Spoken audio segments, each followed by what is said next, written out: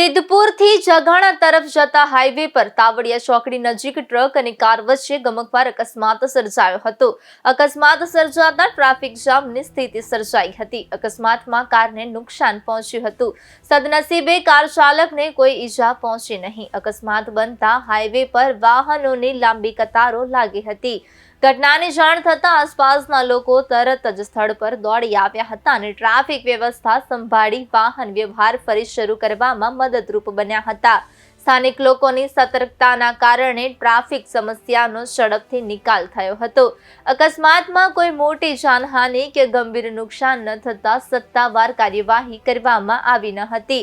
હાલ સમગ્ર સ્થિતિ સામાન્ય બની ગઈ હોવાનું જાણવા મળ્યું છે.